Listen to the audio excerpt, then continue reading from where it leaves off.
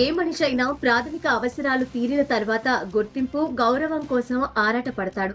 వ్యక్తులలోనూ, సమాజాలలోనూ ఈ ఆరాటం ఉంటుంది. అయితే నిర్దిష్ట సంస్కృతులు, భాషలకు సంబంధించిన వారు తమ భాషా సంస్కృతుల గుర్తింపు, గౌరవం కోసం పడుతున్న ఆరాటం అపార వైవిధ్యమున్న మన సమాజంలో తరచూ వక్రగతిలో వ్యక్తమవుతోంది.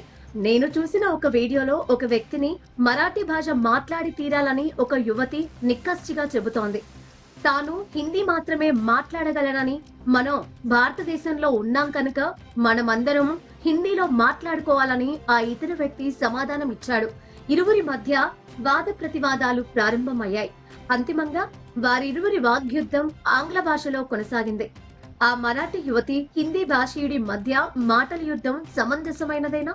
మరో వీడియోలో ఒక మహిళ మరొక మహిళను హిందీలో చివాట్లు పెడుతోంది. బాధితురాలైన మహిళ బురకాలో ఉంది. తనపై హిందీలో వర్షిస్తున్న తిట్లకు ఆమె కన్నడంలో ప్రతిస్పందిస్తోంది. ఇరువురు బిగ్గరగా మాట్లాడుతున్నారు. జెండర్ భాగస్వామ్యం ఆ మహిళల మధ్య ఎలాంటి ప్రత్యేక బంధనాన్ని సృష్టించలేదు. భాష దురాభిమానం బరువు కింద ఆ సహజ బంధం పనికి రాకుండా పోయింది. తమ భాషను గుర్తించి గౌరవించాలని ఎవరైనా కోరుకోవడం సహజం. అయితే ఆ ఆరాటం ఇతరులను బలవంతం చేసేందుకు పురిగొల్పకూడదు. అలా చేయడం ఇతరుల హక్కులను కాలరాయడమే. తమ నమ్మకాలు, విలువలు, అభ్యాసాలనే ఇతరులు విశ్వసించాలని, అనుసరించాలని కోరుకోవడమే తప్పు. పైగా వాటిని ఇతరులపై రుద్దడానికి ప్రయత్నించడం నాగరిక సంస్కారానికి విరుద్ధం. అయినా నేటి సమాజంలో చాలా మంది అటువంటి సంకుచితత్వాలను వదులుకోలేకున్నారు. అసలు అవి సంకుచితత్వాలనే వివేకం కూడా చాలా మందికి లేదు. కాకపోతే హిందీ, కన్నడ భాషల్లో పరస్పరం అంచుకున్న మహిళలిరువురు తాము నివసిస్తున్న పితృస్వామ్య వ్యవస్థ విసురుతున్న సవాళ్లను సమష్టిగా ఎదుర్కోవడంపై ఆ లక్ష్యం చూపడం సబబేనా? మానవ ప్రవర్తన విచిత్రమైనది. ఇతర ప్రాంతాలకు చెందిన సహచరుల నుంచి తమ భాషా సంస్కృతులకు సంపూర్ణ గుర్తింపు, గౌరవాన్ని డిమాండ్ చేస్తున్న వారు ఇతర దేశాలకు చదువు, ఉద్యోగం కోసం వెళ్ళినప్పుడు అక్కడి సంస్కృతిని గౌరవిస్తున్నారా? సమాధానం స్పష్టమే.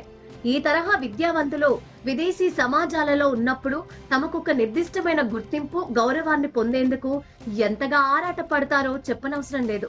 వినడానికి సిద్ధంగా ఉన్నవారికి తమ విలక్షణ అస్తిత్వం గురించి అరుస్తూ మరీ చెబుతారు. నలుగురి మధ్య అటువంటి ప్రవర్తన ఎబ్బెట్టుగా ఉంటుందనే విషయాన్ని సైతం పట్టించుకోరు. స్వకీయ గుర్తింపునకు ఎంత పవిత్రతను ఆస్వాదిస్తున్నారు. బహుశా అదొక ఆవశ్యక మానసిక ఓదార్పునివ్వడం వల్ల కావచ్చు. అయితే అపార వైవిధ్యం ఉన్న భారతీయ సంస్కృతి సంప్రదాయాలలో భాగమైన తమవైన ఉపభాష సంస్కృతుల మాన్యత విషయమై అంతగా పట్టింపులకు పోవడం ఆశ్చర్యకరం. మన ఆహార అలవాట్లని చూడండి. మన సువిశాల భారత భూమిలో అన్ని భాషా సంస్కృతుల వారు, కుల మతాల వారు చేతులతో తినడం సర్వవ్యాపకంగా ఉన్నది. అయితే ప్రాంతాల వారిగా భిన్న భిన్న రీతుల్లో ఉండడం కద్దు. ఆ మాటకొస్తే ఆహారాన్ని వండుకునే పద్ధతి కూడా చాలా వైవిధ్యంగా ఉంటుంది. ప్రతి భారతీయ కుటుంబము పప్పు వండుకోవడం పరిపాటి. అయితే ఈ ప్రధాన ఆహార పదార్థాన్ని సిద్ధం చేసుకునే రీతి, రివాజులు ప్రాంతాల వారిగా భిన్నంగా ఉండడంలో ఆశ్చర్యం లేదు. పురాతన యోగా సంప్రదాయాన్నే తీసుకోండి. యోగాభ్యాసంలో అనేక పద్ధతులున్నాయి. ఒక ప్రాంతంలో ఉన్న పద్ధతులు మరొక ప్రాంతం వారికి కొత్తగా ఉండడం కద్దు.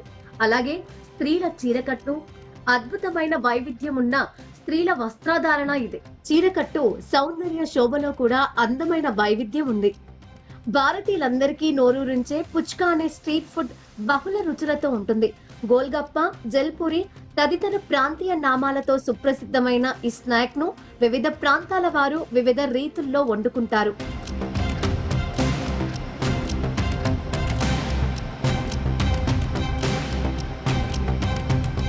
వైవిధ్యానికి ఉన్న ప్రాధాన్యాన్ని ఒకనాటి మన రాజులు, చక్రవర్తులు గుర్తించినట్లుగా నేడు మనం గుర్తిస్తున్నామా?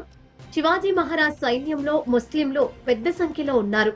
మొఘల్ చక్రవర్తుల ప్రధాన సైనిక అధికారులు అందరూ రాజపుత్ర వీరులే. హిందూ రాజులు, జైన, బౌద్ధ మతస్థులకు చేసిన దాన ధర్మాల గురించి ఈనాటికి మనం చెప్పుకుంటూనే ఉన్నాం. రాజులు, చక్రవర్తులు వాటిని తమ రాజధర్మంలో భాగంగా గుర్తించారు. ప్రజలకు ఆమోదమైన పరిపాలన అందించేందుకే వారు ఆ పుణ్య విధులు నిర్వర్తించారు. తమ సువిశాల సామ్రాజ్యాలలో ప్రజలందరూ ఒకే భాష మాట్లాడేవారు కాదని, ఒకే మతాన్ని అనుసరించేవారు కాదనే సత్యాన్ని నాటి మన రాజులు, చక్రవర్తులు గుర్తించారు. ఆ వైవిధ్యాన్ని గౌరవించారు. సమున్నతం చేశారు. దానశీలురయ్యారు. ఉదారంగా వ్యవహరించారు.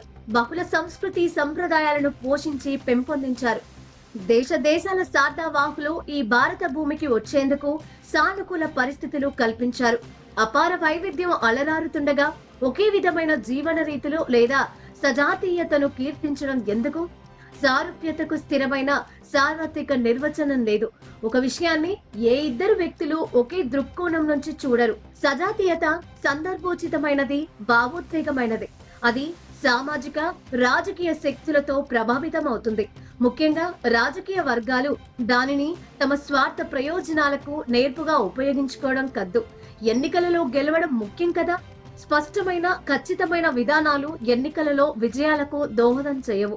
ప్రజలలో ఉమ్మడి భావోద్వేగాలు, భావ సారూప్యతలు లేదా కులమతాలు, వర్గాలు, ప్రాంతాలు మొదలైన సంకుచితత్వాల ఆధారంగా ప్రజలలో విభజనలు సృష్టించడం ద్వారానే ఎన్నికలలో విజయాలు సుసాధ్యమవుతాయి. ప్రజా సమూహాలలో సామూహికత లేదా సాధారణత్వం ఒక దేశానికి విలక్షణ గుర్తింపును సృష్టిస్తుందనే విశ్వాసం విస్తృతంగా ఉన్నది. ఆ సమష్టి గుర్తింపు జాతీయ స్వాభిమానాన్ని పెంచుతుందని, జాతీయ భద్రతకు భరోసా కల్పించడంతో పాటు ఆర్థిక అభివృద్ధిని ఇతోధికం చేస్తోందనే విశ్వాసం కృత్రిమమైనది.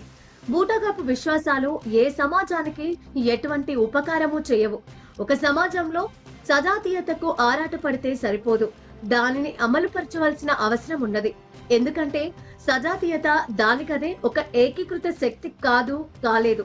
ప్రజల జీవన కార్యకలాపాలు ఒకే విధంగా ఉన్నంత మాత్రాన ఏకీకరణ సాధ్యమవుతుందా? చెప్పొచ్చేదేంటంటే సహజంగా ఉండేది వైవిధ్యం మాత్రమే. సజాతీయతను సృష్టించాలంటే ప్రజా సమూహాలను పలు విధాల ఒత్తిడి చేయవలసి ఉంటుంది. ఇలా అమలయ్యే సజాతీయత స్థిరంగా ఉండదు, శాశ్వతంగా ఉండమనేది జరగదు. సామాజిక సారూప్యతలు, భావ సారూప్యతలు ప్రజలను సమైక్యపరచలేవు. వ్యక్తుల మధ్య, సమూహాల మధ్య పరస్పర గౌరవమే సమైక్యతకు ప్రాథమిక ప్రాతిపదిక అవుతుంది. ప్రజలు సమానత్వాన్ని ఆశిస్తారు. గుర్తింపు, గౌరవం కోసం ఆరాటమే సమానత్వాన్ని ఆశించేందుకు వ్యక్తులు, సమాజాలను పురిగొల్పుతుంది. భాష, మతం, ప్రాంతం ప్రాతిపదికన గుర్తింపులు సులభంగానే లభిస్తాయి. అయితే ఆ గుర్తింపులు శాశ్వతమైనవి కావు, సార్థకమైనవి అసలే కావు. స్థిరంగా, శాశ్వతంగా ఉండే ఏకైక విషయం మనలోని మానవత్వమే. అంతరంగం అట్టడుగున అంతమందిమి మానవులమే అని మహాకవి ఒకరన్నారు. మానవ నాగరికత ప్రభాతంలోనే ఈ సత్యాన్ని గుర్తించిన వేద ఋషులు వసుదైక కుటుంబం అని ఉద్ఘోషించారు. మనం ఔదల దాల్చి ఆచరించవలసిన ధర్మం అది.